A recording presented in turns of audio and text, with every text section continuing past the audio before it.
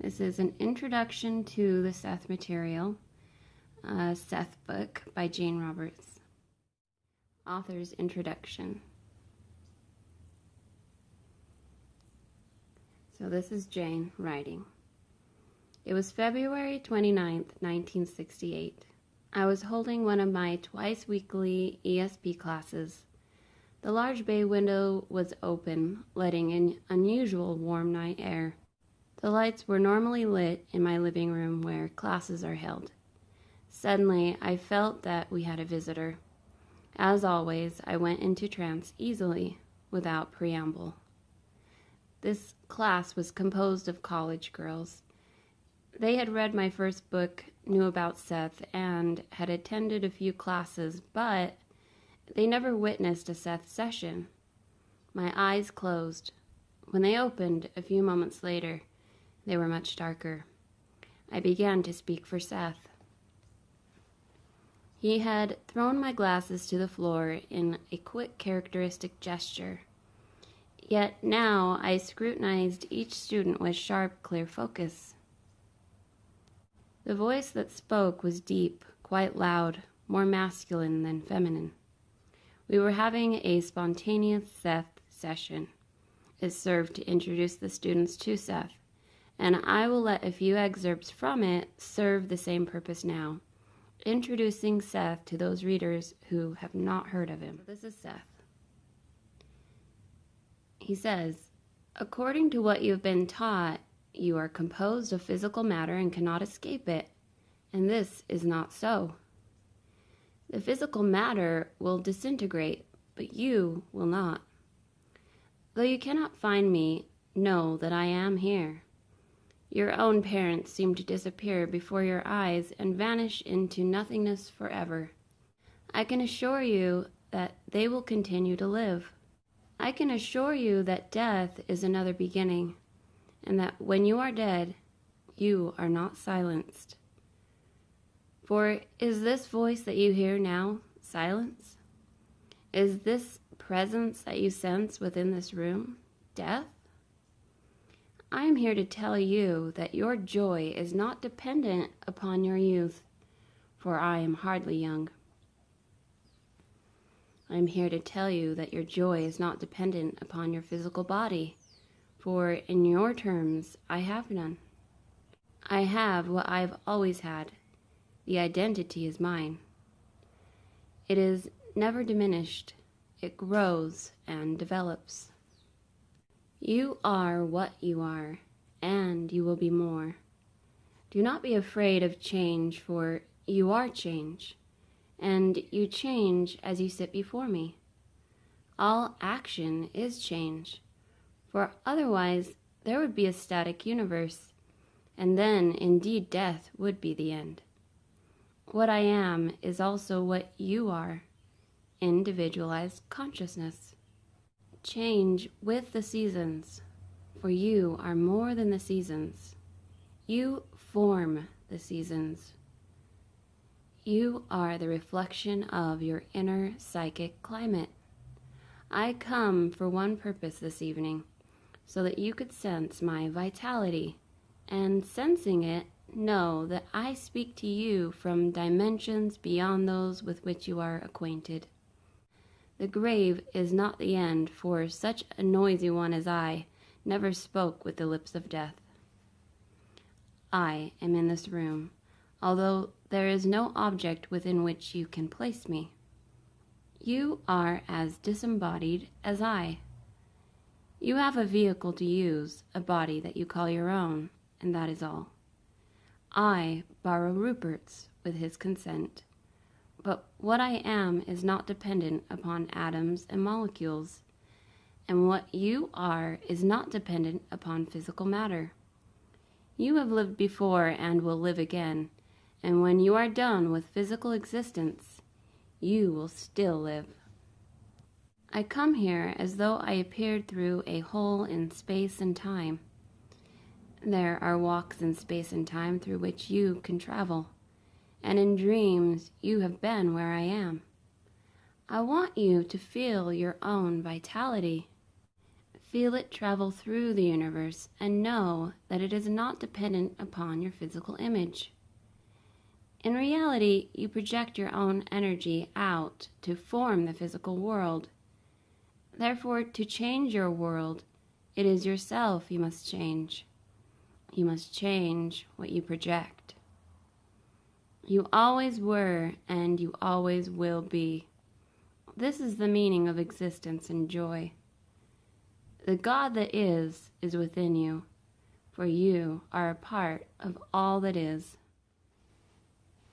She writes, Seth spoke through me for over 2 hours, so quickly that the students had trouble taking notes. His joy and vitality were obvious.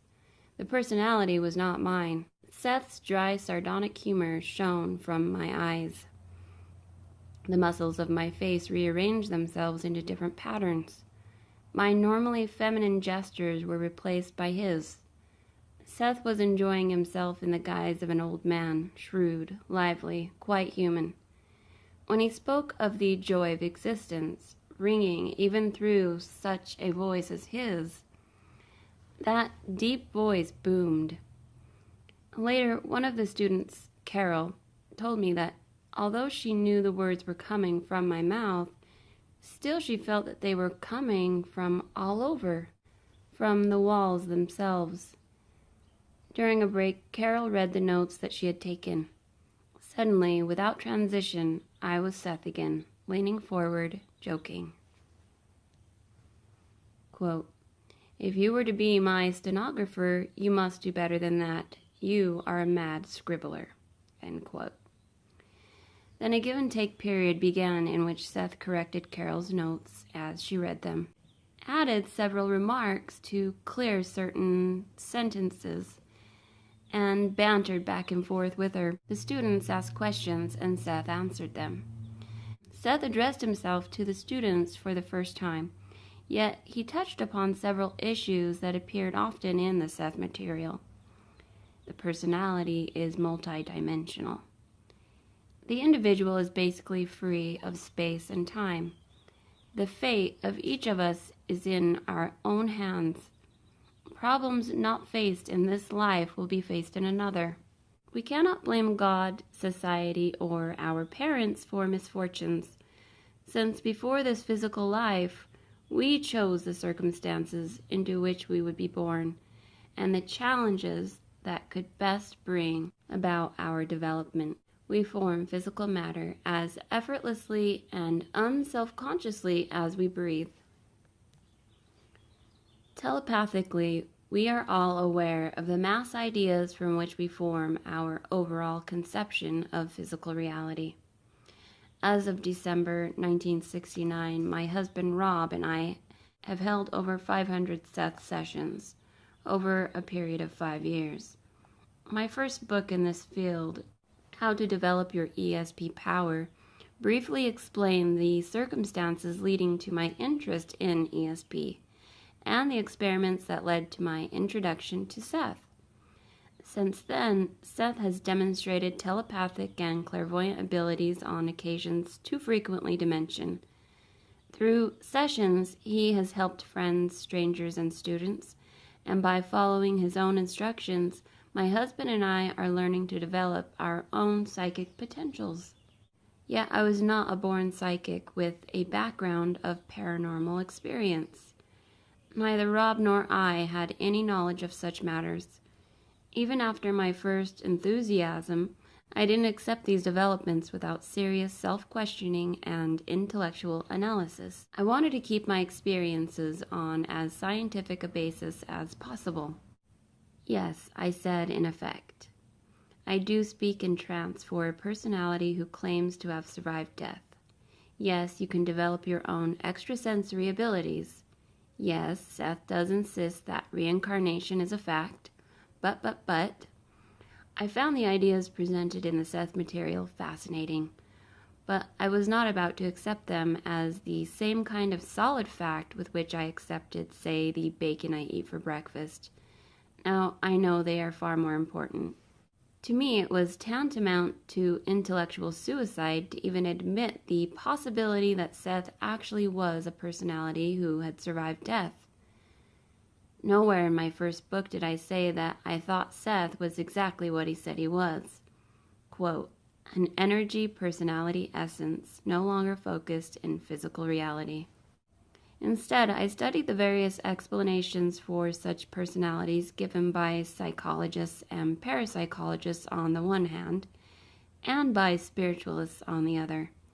Nowhere did I find an explanation as logical and consistent as that given in the Seth material itself. I was used to thinking of myself as a physical creature, bound to space and time, that I almost refused to accept the evidence of my own experience. While involved in the most intuitive work in the world, I tried to become more and more objective. I tried to step back into a world I had really left forever, a universe in which nothing existed except in physical terms, a world in which communications from any other realities or dimensions were impossible. Yet, we continued to have Seth sessions twice a week. I began to have out-of-body experiences, or astral projections, as I sat in the living room, speaking for Seth. Seth described what I saw while my own consciousness was miles away, perceiving locations and events in another town or state. Our files contained statements from two brothers in California, for example, asserting that Seth correctly described their home and neighborhood, while I spoke for him in Elmira, New York, some 3,000 miles away. I could hardly deny those facts. Following publication of my earlier book, letters came from strangers asking for help or advice. Finally, I agreed to hold a few sessions for those most in need, though the responsibility frightened me.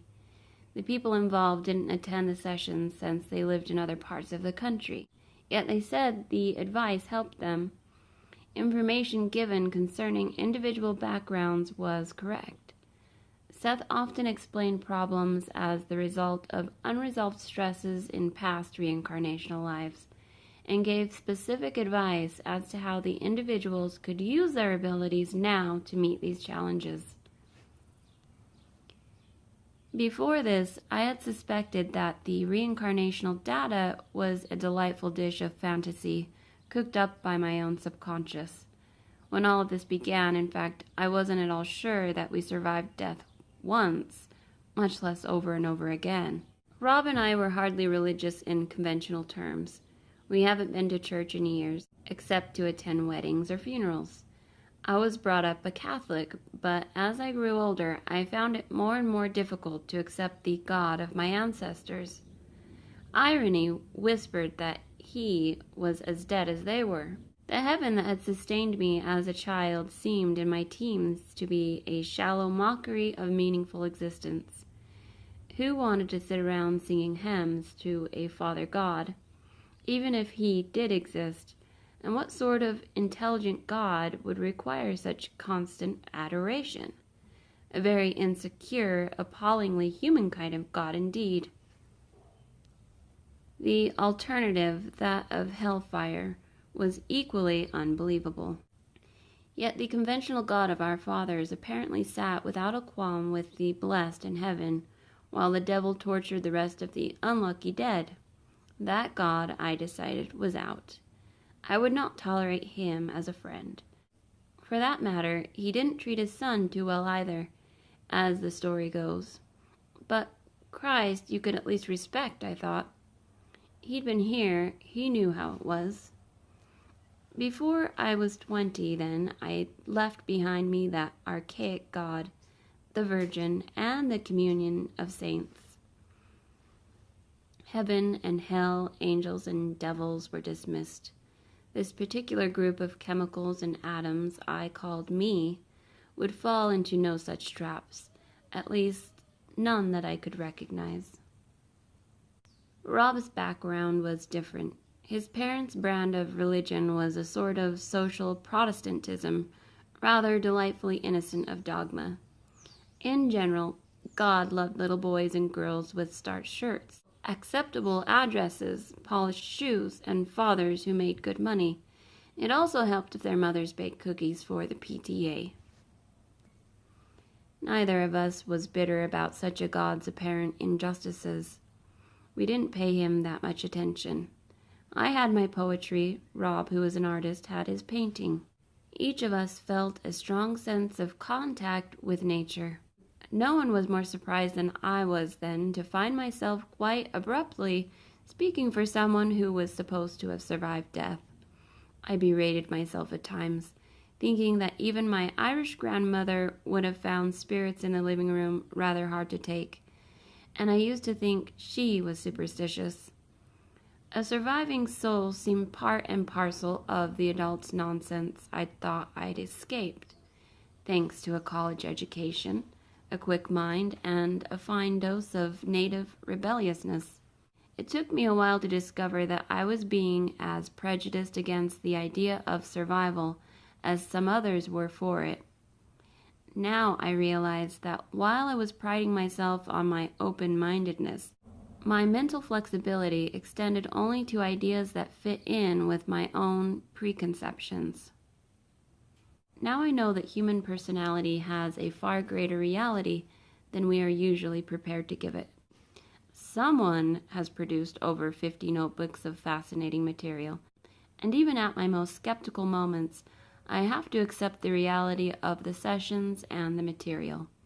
The scope, quality, and theories of the material hooked us almost at once. Rob and I are both convinced that the Seth material springs from sources beyond myself, and it is much less distorted by pat conventionalized symbolism than our other paranormal scripts we have encountered.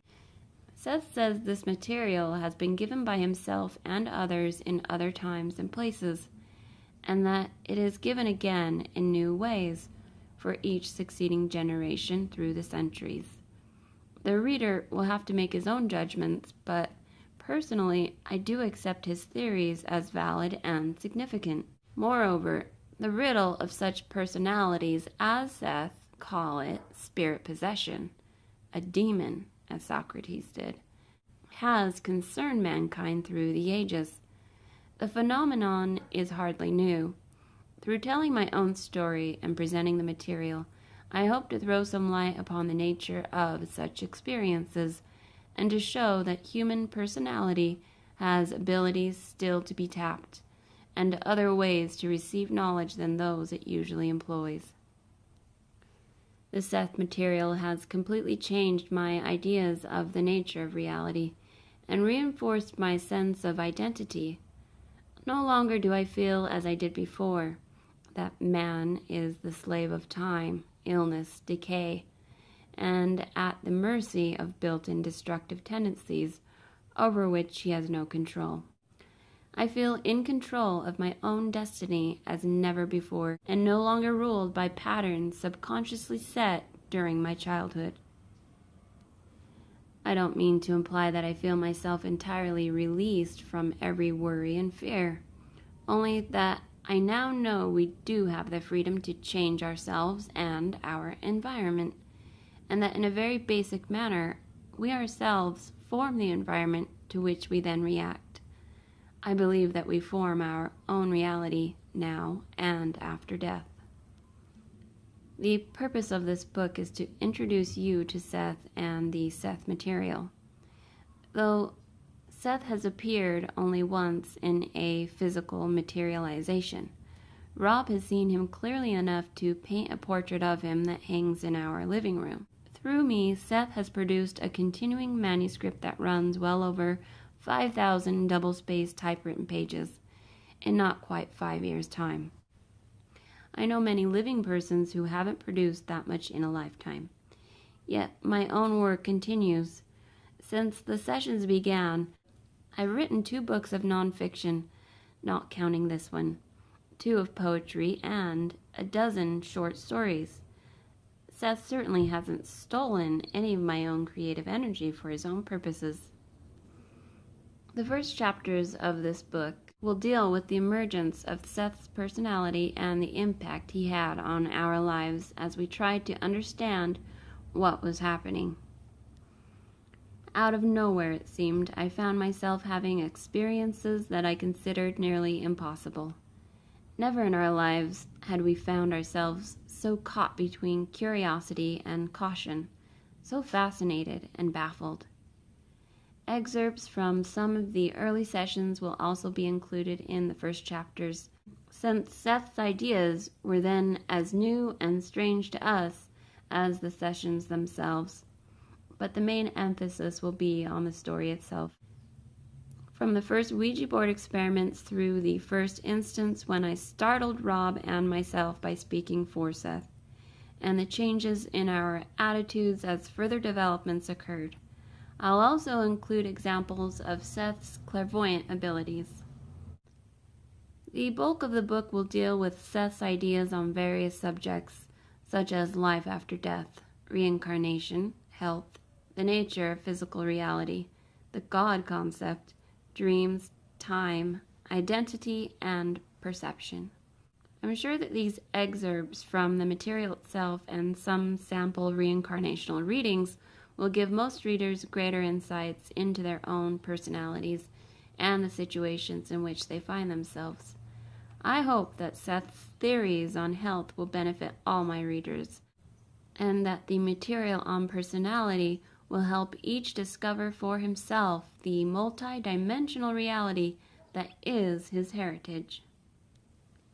The philosophical and psychological implications of mediumship and ESP phenomena, and the possible origins of the Seth material, along with several questions concerning Seth's independent reality, will be considered. I'll also give Seth's advice to the development of psychic abilities. Someone who was familiar with psychic literature and paranormal experiences would have been better prepared for these events than I was, but I would not have missed them for the world. That is the end of the introduction, but I want to give you a Seth quote or excerpt right here into Chapter 1. We are individualized portions of energy, materialized within physical existence, to learn to form ideas from energy and make them physical. This is idea construction.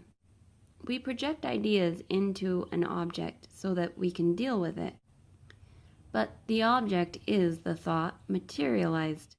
The physical representation of idea permits us to learn the difference between the I who thinks and the thought. Idea construction teaches the I what it is by showing it its own products in a physical manner. We learn by viewing our own creations, in other words. We learn the power and the effects of ideas by changing them into physical realities, and we learn responsibility in the use of creative energy. The entity is the basic self, immortal, non-physical. It communicates on an energy level with other entities, and has an almost inexhaustible supply of energy at its command. The individual is the portion of the whole self that we manage to express physically. The I, EYE, the I projects and focuses the inner image or idea onto the physical world in the same manner that a motion picture camera transfers an image onto a screen. The mouth creates the words. The ears create the sound. The difficulty in understanding this principle is due to the fact that we've taken it for granted that the image and sound already exist for the senses to interpret.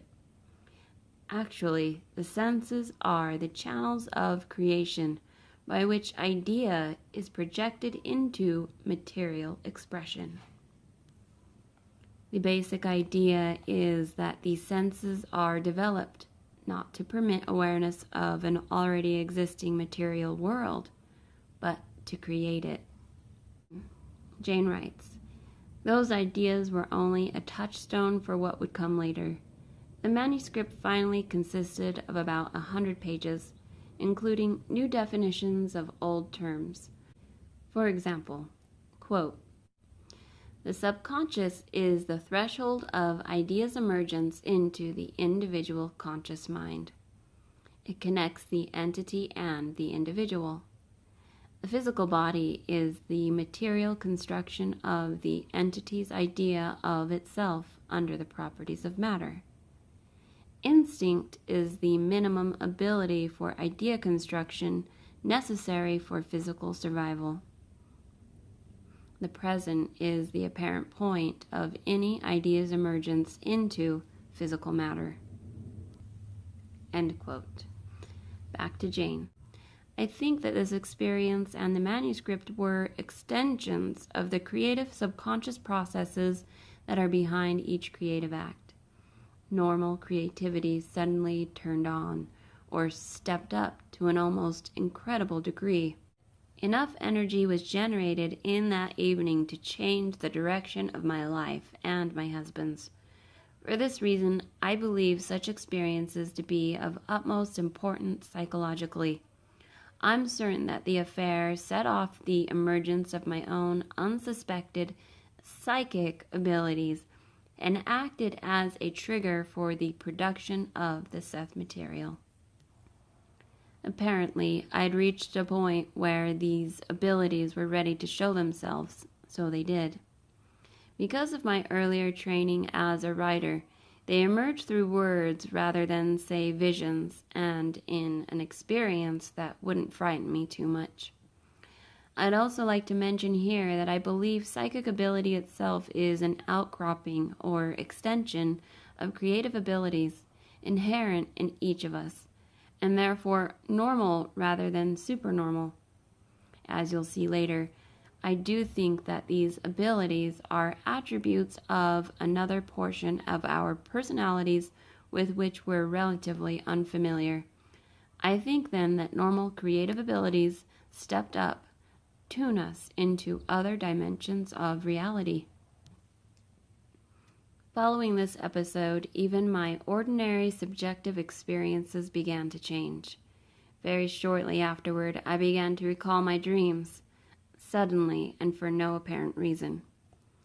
It was like discovering a second life. Not only that, but in the next 2 months, I had 2 vivid precognitive dreams, the first, to my knowledge, that I'd ever had. And now she's going into her precognitive dreams, and she gives all kinds of examples. Rob asks, "Is all of this Jane's subconscious talking?" It says, "Subconscious is a corridor. What difference does it make which door you travel through?" The Ouija board said it preferred not to be called Frank Withers. That personality was rather colorless. But still, we need some kind of name to use in talking to you, Rob said. So it says, "You may call me whatever you choose. I call myself Seth. It fits the me of me, the personality more clearly approximating the whole self I am, or am trying to be. Joseph is your whole self, more or less, the image of the sum of your various personalities in the past and future." So he just let Robert, Jane's husband, know that his whole self's name is Joseph. And obviously Jane's whole self name, as per Seth, is Rupert. Rob asks, "Why is Jane rather reserved about our contacts with you?" I can tell if she isn't too enthusiastic. And this is all being spelled. It says, "She is concerned because she receives my messages before they are spelled out. It would make you cautious too." And then Rob asks, "But why is this cause for concern?" And it says, "It is more unsettling." "Why?" Rob persists. It says, "A board is neutral. Messages in the mind are not." It's noted in the meantime we had told a friend of ours, Bill McDonald, what we were doing. Bill in turn had told us about an apparition he'd seen a few years earlier when he was an art student. He'd never mentioned such a thing before. Now Rob asked what Bill had seen. The pointer spelled, a fragment of his own entity, a past personality regaining momentary independence on visual plane. Sometimes a lapse occurs of this type.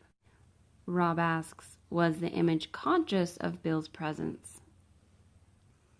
Jane notes, I hardly heard Rob ask the question. Through the whole session, I'd been hearing the words in my head before they were spelled, and I'd felt the impulse to speak them. Now the impulse grew stronger, and I grew more determined to fight it. Yet I was terribly curious, and what could happen after all? I didn't know, and this made me even more curious. The pointer began to spell out the answer to Rob's question.